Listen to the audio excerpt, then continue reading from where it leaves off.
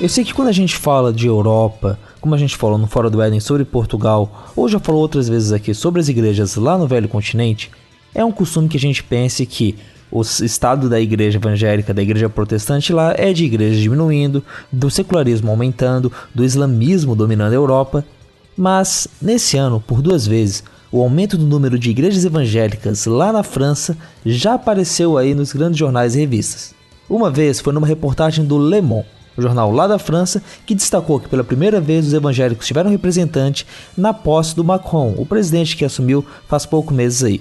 E a segunda vez, mais recente, foi uma reportagem da revista L'Obs, de julho, onde mostrou que 2.200 igrejas evangélicas abriram as portas lá na França em menos de 40 anos.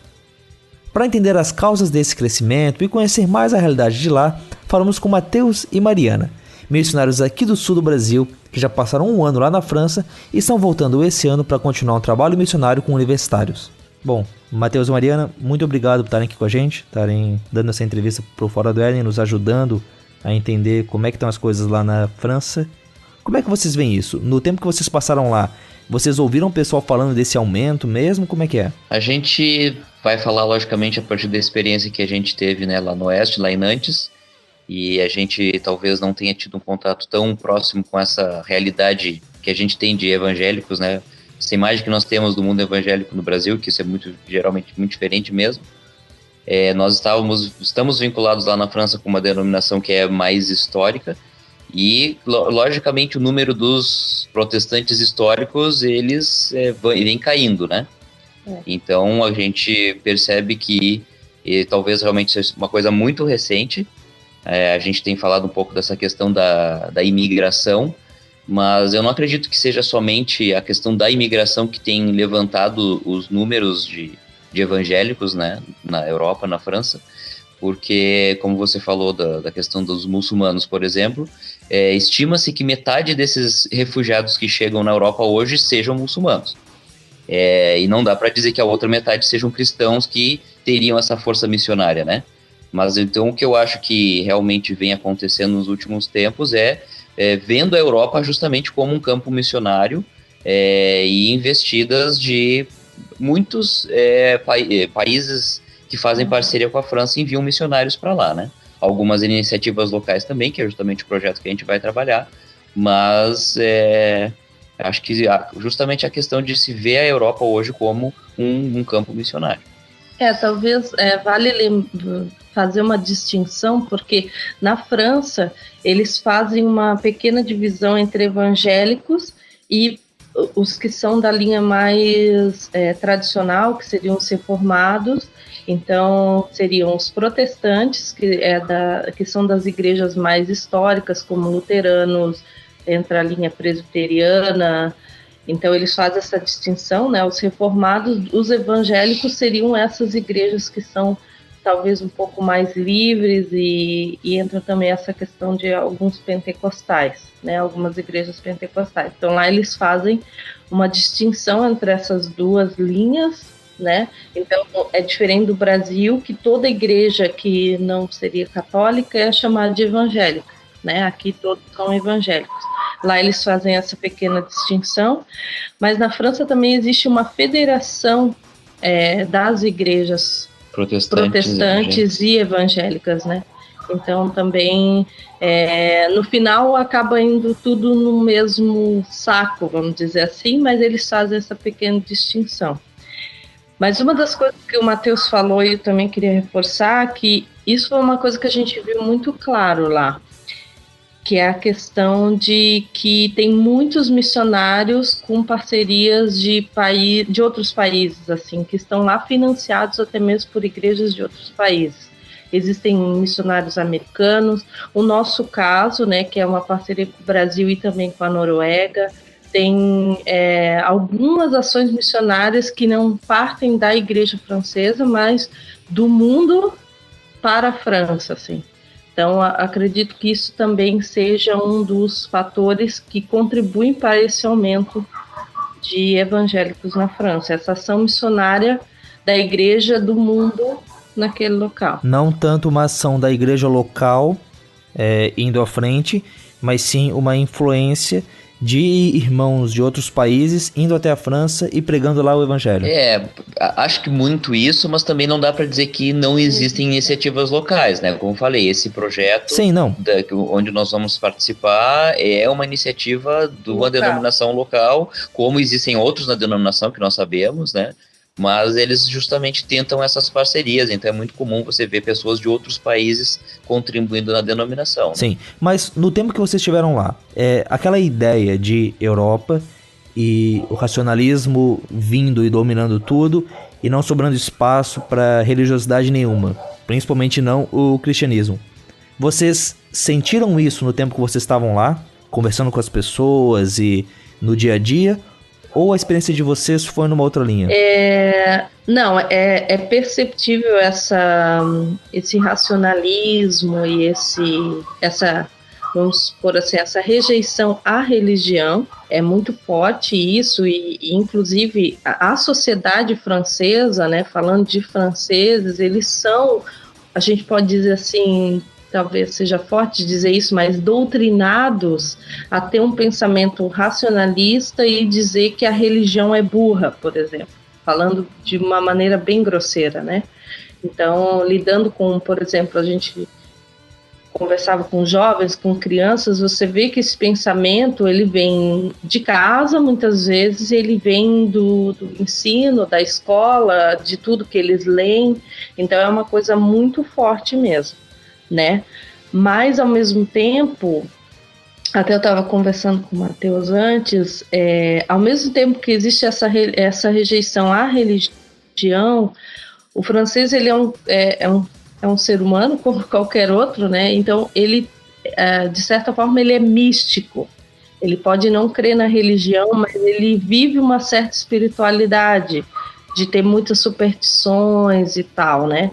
Isso até nas aulas de francês que a gente tinha da língua, era um tema que frequentemente se falava, do misticismo francês. Então, eles são abertos a uma espiritualidade, mas não são abertos a uma religião, porque, de fato, para eles, a religião emburrece as pessoas, assim, falando de uma maneira bem grosseira, né? Acho que, lógico que não é uma coisa... só por causa do racionalismo, a gente sabe, né, de toda a história, o surgimento do iluminismo na França, por exemplo, mas eu acho que também tem muito uma questão de uma negação a essa religião histórica que, por exemplo, a França viveu, né, com a monarquia, por exemplo, e então quando no início do século XX houve essa divisão legal, né, na lei mesmo, entre o Estado e a religião, parece que foi aquele lance de, puxa, vamos esquecer tudo o que a religião fez pelo nosso país, ou pelo nosso país no passado, tanto as coisas ruins e, lógico, as coisas boas. E talvez justamente seja esse ranço, assim, com o histórico da igreja durante o tempo de monarquia, né? Então, a partir disso, justamente houve essa divisão e valorização muito mais do racionalismo, né, do que do espiritual. Será que a gente pode dizer que é mais ou menos como aquele jovem que passou a vida toda dentro da igreja e aí de repente foi pra faculdade, foi pra outro lugar, tá livre disso da família e resolve virar o super ateu? Tipo, resolve rejeitar toda aquela influência que a religião teve nele, coisas boas e ruins? Eles passaram tanto tempo sobre o julgo da religião, sobre a união entre a igreja e o Estado, e agora não querem mais chegar perto disso. A gente pode dizer isso, sim, mas eu não vejo tanto quanto a questão de uma libertação, mas eu acho que o problema maior foi justamente não ter uma igreja que realmente influenciasse a sociedade e que eles pudessem viver e ver esses povos, talvez alguma coisa ligada a isso também. Não tinha um contraponto, assim, né? A religião que eles conheciam, a igreja que eles conheciam era a igreja católica, uma igreja que nos anos anteriores era uma igreja muito opressora, tomou decisões muito erradas, assim, de muita morte, muita perseguição. Então, de fato, houve essa ruptura, mas eles não tinham uma igreja que pudesse mostrar para eles que existe uma outra realidade. Existe uma outra visão de que não é isso, que igreja não é essa que oprime, que manda matar. Então, eu acho que a França... infelizmente ela viveu muito isso, ela só tinha uma referência que foi muito negativa. Sim. Então, de fato, houve essa ruptura muito grande. E eu acho que essa é a maior diferença para hoje, que existe uma expressão cristã diferente, e que eu acredito que isso que tem despertado as pessoas, ao menos a serem curiosas, porque os franceses, apesar de muitos nem conhecerem Jesus, nem saberem, né, quem ele é ou quem ele foi, quem conhece tem uma grande admiração por quem Jesus foi, o que ele mostrou, o que ele fez, o amor e tal. Então, acho que a questão da ruptura é porque eles não tinham uma outra referência além da Igreja Católica na época.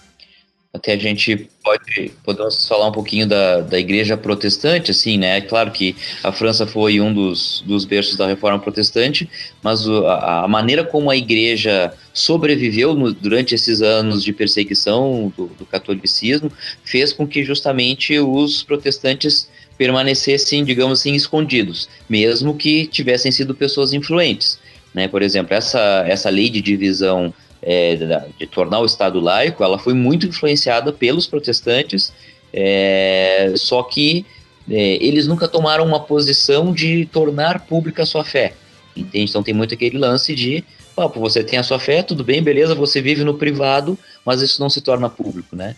Então acho que muito isso que a Mariana falou de não haver uma outra posição, uma outra possibilidade de viver a igreja, também muito por causa dessa perseguição que os protestantes tinham vivido no passado, e aí a sua postura que eles tinham então diante da sociedade, né? Porque não sei se é de conhecimento de todos, mas na França existiram épocas que era proibido ser protestante. Sim. Então, se você se declarasse protestante, você poderia ser morto, você poderia ser preso, você vivia uma perseguição. Sim, teve aquele evento na Reforma Protestante, não lembro agora o nome, mas a Noite de São Bartolomeu, que... É isso aí. Que teve todo o ataque lá aos protestantes e tal. Uhum. Isso antes da Revolução Francesa, claro. Isso. Então, na ideia de vocês, o cenário na França era, você tinha uma igreja católica culturalmente muito forte. Isso. Poxa, vale lembrar que quando aconteceu o caso dos dois papados, em que a sede do poder católico estava fora do Vaticano, foi em Avignon, né? Uhum. Foi aí na França, não foi na Itália, não foi na Alemanha ou em outro país. Então tinha essa igreja católica culturalmente muito forte, e os protestantes, sofrendo com isso, eles acabavam lutando por uma laicidade. Isso. No sentido de que o Estado não fosse, né, bem aquele... influente na religião. Isso, é bem a diferença da laicidade e do tal Estado ateu, né? É a laicidade, todos têm o mesmo direito, mas eles brigavam pela laicidade dentro de uma bandeira laica e não dentro de uma bandeira protestante. Claro, isso aí. Mesmo. Uhum. Quando eu falei, nisso que vocês comentaram então da curiosidade que às vezes ser evangélico gera. Eu conversei faz alguns meses com um pastor brasileiro que está cuidando de uma comunidade portuguesa lá no Porto. E ele falando que lá em Portugal, pelo fato dos evangélicos serem uma fração 3% da sociedade, se você incluir aí o pessoal da Universal, há uma certa curiosidade de saber como é que são essas pessoas que se dizem cristãs e são diferentes de nós. Vocês percebem isso na França, no tempo que vocês estiveram lá? Do pessoal ter curiosidade em vocês serem evangélicos? E talvez até isso ser uma forma de começar uma conversa, de começar um testemunho? Sim, a gente percebeu no nosso caso, né, lógico que por ser estrangeiro, eles já naturalmente perguntam o que você está fazendo aqui e tal. E aí quando a gente entra, no nosso caso, né, nós somos missionários, é uma grande porta que realmente se abre, assim, né?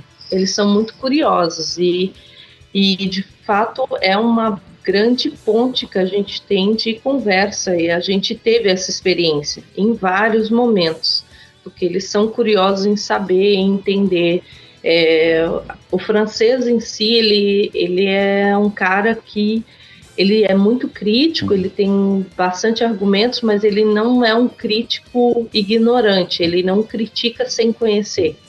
Apesar disso acontecer um pouco com a igreja, né? Ele critica sem conhecer, mas é um pouco diferente. Então, se ele tem a oportunidade de conhecer, ele vai a fundo. Então, eles fazem perguntas, eles vão te ouvir. Então, de fato, o fato de sermos cristãos, de sermos missionários, ou de termos algo a oferecer à cultura francesa, isso foi algo que chamou muita atenção em vários momentos. Às vezes, uma conversa num ponto de ônibus, por exemplo.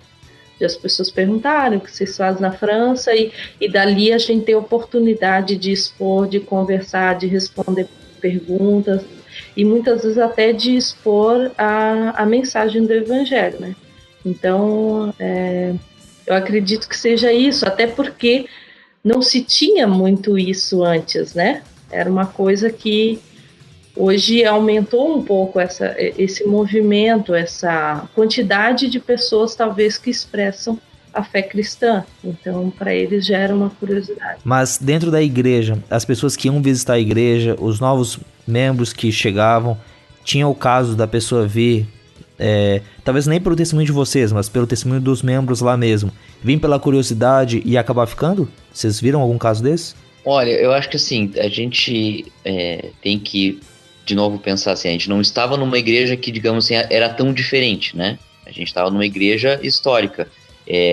Então eles já têm essa ideia mais ou menos determinada de protestantes e tal, né? Mas tinha caso de pessoas que chegavam sim na igreja e descobriam, sei lá, o endereço na internet e tal, iam, visitavam e ficavam. Isso acontecia sim, né? Mas muito mais por uma questão dos relacionamentos que a gente acabava estabelecendo e que justamente levava a pessoa a ter um relacionamento com Deus, com Jesus, do que simplesmente por ser uma coisa diferente, digamos assim. E os protestantes em si, eles acabam também tendo uma presença tímida na sociedade e não são muito vistos, ou os históricos acabam aparecendo mais, o pessoal conhece mais ou menos o que quer? Porque quando a gente pensa em França, muita coisa da reforma acabou tendo uma influência de lá, né? Houve, durante o tempo da reforma, um foco ali na França forte, embora depois tenha diminuído, né? E a Suíça, por exemplo, tenha tido um papel bem maior.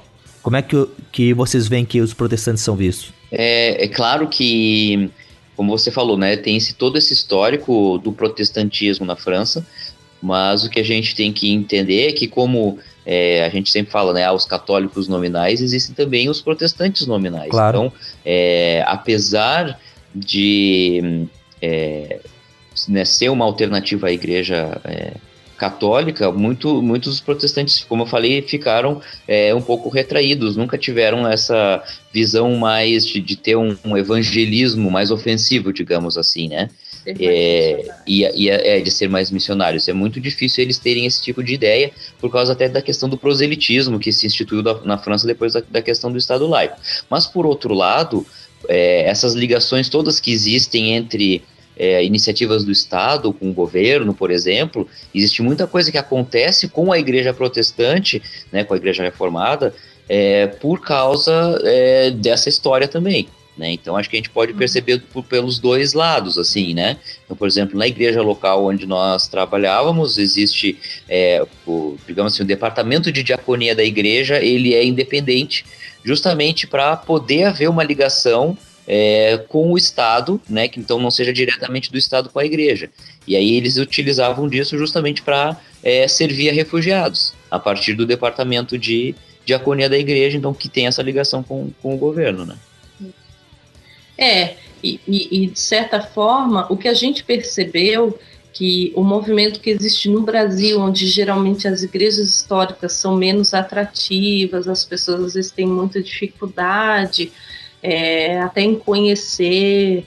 Eu falo mesmo por nós luteranos, que tem contextos que nunca nem ouviu falar da igreja luterana.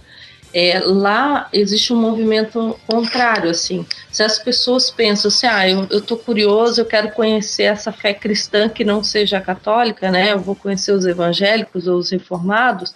Geralmente eles procuram uma igreja histórica por causa dessa questão histórica, né? Por causa dessa história e dessa tradição. Então,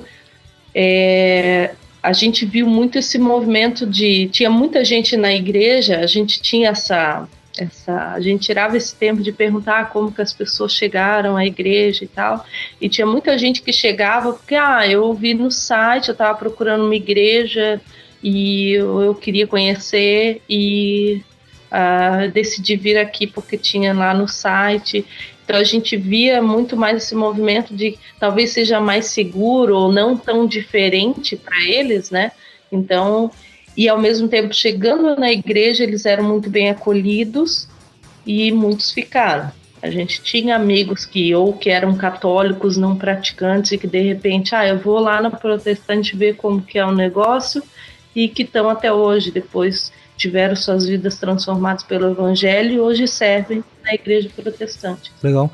E em relação aos evangélicos, vocês tiveram contato com igrejas evangélicas não tão tradicionais, não tão históricas lá? Sim, tivemos. Não foi um contato tão próximo, mas nós tínhamos amigos que frequentavam. Eram igrejas nacionais evangélicas ou igrejas estrangeiras que estavam lá, igrejas voltadas para estrangeiros? Na verdade, assim, é uma boa pergunta. Assim, a gente tem iniciativas de igrejas evangélicas plantadas por franceses e existem outras plantadas por imigrantes, onde só ficam imigrantes, mas existem também essas igrejas plantadas por imigrantes, missionários imigrantes, mas que acabam alcançando franceses também.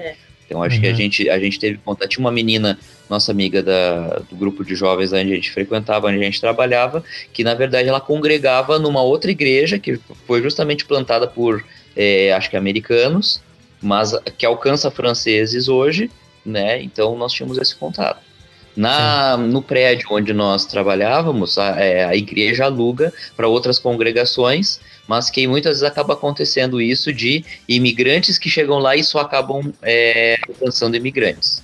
Né? Então, sim, também imagino. isso acontece. E até porque, assim, quando a gente fala imigrante, tem agora a crise dos refugiados, que gera todo um debate, mas a França teve, várias colônias, que em alguns casos não eram nem colônias, eram territórios mesmo, e tem uma presença de pessoas franceses, mas não de etnia francesa, digamos, não caucasianos, muito grande, né? E são franceses.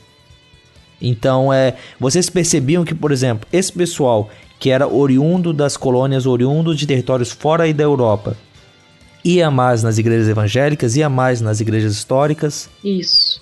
Então, no prédio lá, né, no templo da igreja protestante, se reuniam duas igrejas dessas étnicas. Tinha algumas pessoas que acabavam congregando com os protestantes no culto. É bem esquisito falar isso, né? Mas alguns congregavam com os protestantes, mas uma grande maioria se reunia nessas igrejas que acabam se tornando até, talvez seja forte a palavra, guetos, né? Sim. Que são igrejas bem étnicas, onde culturalmente o culto ele é voltado para aquela cultura. E dificilmente alcança franceses. Se tem algum francês é porque é casado com alguém sim, daquela etnia ou daquela... Acaba falando a língua deles, né? A cultura deles acaba sendo de um jeito... É a questão da língua mesmo. Tem o pessoal do Madagascar que congrega lá, né? Eles fazem o culto deles em Malagasy. Então, essa nova geração dos filhos dessas pessoas que vieram do Madagascar, que estão lá na França, eles mesmos já não entendem o culto do qual eles participam. Né? Então, tem essa desconexão com a cultura local, justamente para viver essa cultura da onde eles vieram. Né? E aí, como a Mariana falou, não alcançam os locais. Né? Os locais. É mais para reunir essas pessoas que vieram daquele país ou daquela cultura. Embora, por outro lado, embora não alcance o francês típico, ou o francês europeu, mas, de certo modo, é um campo missionário, né? São pessoas que estão ali e que podem ouvir, então acaba sendo uma missão transcultural dentro do mesmo país, né? Exatamente, isso mesmo. Se aqui a gente tem as tribos urbanas, que às vezes você tem aqui as igrejas, talvez seja forte dizer também, mas igrejas de gueto, de grupo, como a Bola de Neve, como aquelas igrejas para grupos específicos, acaba sendo isso aí, com a diferença de que a diferença de um surfista para um advogado, né, vai ser menor do que a diferença de um nacional de Madagascar do que de um nacional da França mesmo. Isso aí. Sim. Certo. Aqui no Brasil, vocês fazem parte de qual igreja? Nós fazemos parte da igreja luterana, né, a igreja evangélica de confissão luterana no Brasil. Em relação aos luteranos em si, sentiram tanta diferença em relação ao Brasil e à França? Ali já tem uma curiosidade, porque na França, a igreja luterana, ela se uniu à igreja reformada, que seriam os presbiterianos no Brasil, né? Ok. Então, fazem 5 anos que surgiu essa nova denominação histórica. Porque, de fato, a Igreja Luterana ela estava se tornando bem pouco expressiva.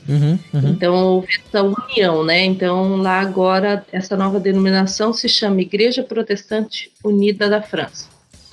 E, apesar de a igreja onde a gente trabalhou lá em Nantes, era uma igreja já de origem presbiteriana ou reformada, por incrível que pareça, a gente não sentiu muita diferença, assim, nem na prática ou até questões teológicas. Para nós não foi um choque ou muita diferença. Certo. Ao contrário do que muitas vezes a gente percebe aqui no Brasil, onde igrejas do Sul são diferentes da igreja do Sudeste, por exemplo, né? Lá para nós não foi uma experiência que nos chocou ou que a gente tivesse que ajustar coisas, foi algo bem natural e bem tranquilo. Aqui no Sul tem muito a coisa, pelo menos aqui em Santa Catarina, e imagino que no Rio Grande do Sul também um pouco, das igrejas luteranas serem ligadas a comunidades que vieram da Alemanha, né? Lá na França tinha essa ligação também com os alemães? Um pouco, sim. A gente, né, em Nantes não tinha igreja luterana, mas em Lyon o que a gente ficou sabendo é que também tem esse lance de fazer culto em alemão, por exemplo, por causa dos alemães, né? Certo. Talvez não seja uma geração que veio da Alemanha agora, mas também por causa dessa coisa da tradição do passado, assim, né? Mas a gente percebe que até mesmo essas questões da tradição, ou de estar muito ligado etnicamente, de estar num outro país e estar muito ligado a uma cultura de outro país, ou, né, falar alemão ou coisa assim, a gente percebe que na França isso acabou prejudicando muito a igreja luterana, porque os seus filhos falam francês e eles não ficam na igreja. Eles acabam saindo, né? Porque eles não veem conexão àquela cultura dos seus pais que vieram da Alemanha.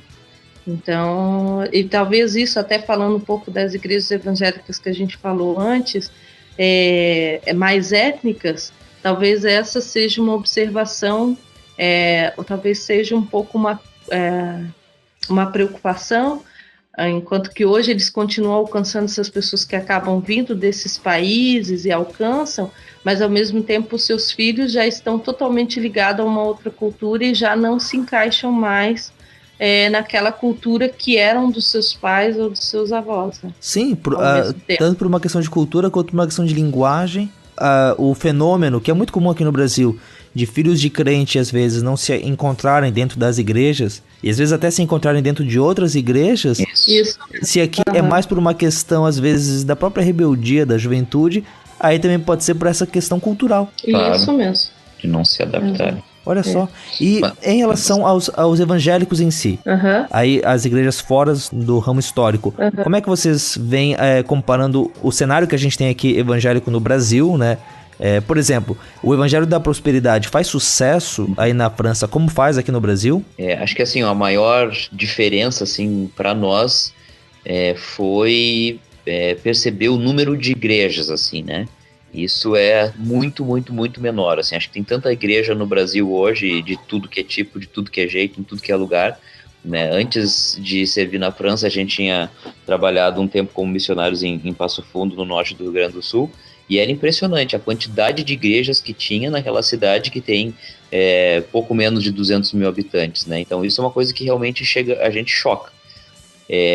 Por outro lado, isso nos ajuda, eu acho, porque é mais difícil de você ver tantas distorções do evangelho como acontece, como você está falando do evangelho da prosperidade, assim, né? Então, isso é uma coisa que já não cola na sociedade francesa. Não. E que se chega lá é justamente importada junto com esse pessoal que veio de países ou de tradições de igreja onde isso já existia, assim, né? Então, eu não estou dizendo que todas essas igrejas étnicas, por exemplo, das quais a gente falou, trazem isso, mas as que trazem geralmente são igrejas étnicas, né? Sim, isso. Entendo. Mas não tem na TV programas evangélicos, do Evangelho da Prosperidade, algo do tipo assim. Não, televangelista isso não cola, até porque eles têm muitas vezes a ideia repulsiva de que, sei lá, missionários ou esse modelo de igreja, esse modelo de religião é muito americano. Sim. Né? Então eles são muito contra isso. Né? Sim. Eles são muito, até mesmo porque eles tiveram uma fase na história, isso assim, a gente fala, mas a gente não tem muito conhecimento, porque a gente só ouvia eles falarem, né? Tipo, isso aí é muito americano. Mas a gente acredita que eles tiveram uma fase na história onde eles receberam muito missionário americano que vinham com ideias diferentes e que talvez não deram certo. Nesse um ano a gente percebeu isso. Então, essa teologia da prosperidade, esse triunfalismo ou coisas assim, não colam na sociedade. Assim. Então é difícil alcançar um francês. Então, até a gente teve em algumas igrejas evangélicas, né? Mas que a gente sabe que tem uma pregação mais de teologia da prosperidade mesmo e tal, mas que acaba não alcançando franceses, acaba alcançando muito mais estrangeiros, como o Matheus falou, que já tem já teve contato com essa teologia. Mas entre os franceses não cola muito, não. Entendo. Então, até por isso que a gente falou no início, né? Eu acho que essa é a maior diferença das igrejas históricas, porque elas trazem uma teologia um pouco mais reflexiva, talvez, um pouco mais... Talvez até um pouco mais racional, não tão emocional, e por isso que às vezes as igrejas históricas na França acabam sendo vistas diferentes pelos franceses, assim, do que uma igreja mais evangélica, né, que às vezes traz alguns pensamentos um pouquinho diferentes. E mesmo aqui no Brasil, eu acho que uma marca muito grande da igreja evangélica, essas pentecostais de segunda e terceira onda, vai ser uma ênfase muito forte na emoção, na experiência, na êxtase, né? E até uma certa desconfiança em relação à teologia, em alguns casos até mesmo válida e justificável, pela teologia deixar as pessoas frias, secas, se afastarem do evangelho. Mas bom, poxa, que interessante. Infelizmente não vai dar pra gente entrar no assunto hoje de refugiados ou do trabalho de vocês em relação ali na universidade lá em Lyon, mas uma hora dessas a gente volta a entrevistar vocês aqui no programa. Mas pra fechar, se a igreja hoje aqui no Brasil fosse orar lá pela França, pelo trabalho de vocês, pelo trabalho da igreja em geral, quais são os motivos de oração mais importantes pra gente prestar atenção? Eu acho que muito dessa questão de ter uma igreja que seja justamente relevante para a sociedade, que saiba dialogar com a cultura e com os desafios daquele país, daquela sociedade, que são os desafios, digamos assim, políticos, né, da agenda de discussão nacional. A gente teve a eleição, a gente tem visto o crescimento da direita na Europa, por exemplo, e aí justamente isso vai muito contra a questão dos refugiados, assim, né, que são pessoas que estão vindo de uma situação de crise, países destruídos, países com fome, e como que a gente consegue ligar tudo isso, né?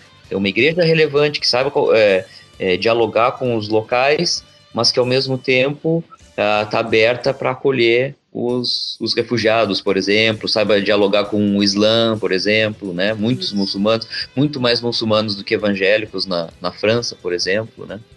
Eu acredito que isso seja um motivo de oração, assim, que Deus dê sabedoria à igreja nesse caminho de como falar com os muçulmanos ou para muçulmanos, como compartilhar a fé ou testemunhar uma fé relevante e que as pessoas, assim, orar para que as pessoas estejam, parece meio ingênuo, né, mas que as pessoas estejam abertas a ouvir. Sim. Mas principalmente por sabedoria nas ações e nas estratégias, que seja algo, né, que Deus nos dê essa sabedoria para tomar decisões ou ações missionárias relevantes, assim, que estejam de acordo com o reino de Deus e com aquilo que Deus já está fazendo lá, né? Sim. Acho que essa é a nossa oração, para que a gente consiga ver o caminho que Deus tem nos mostrado, porque Ele tem feito já uma grande obra lá. Então, que a gente entenda e que a gente siga, ouça a voz dele, saiba fazer, que a igreja, né, cristã na França saiba ouvir a voz de Deus e fazer aquilo que Deus quer naquela sociedade, não aquilo que a igreja pensa que é importante, mas aquilo que Deus quer e aquilo que Deus já está fazendo lá. Amém. Amém. É isso.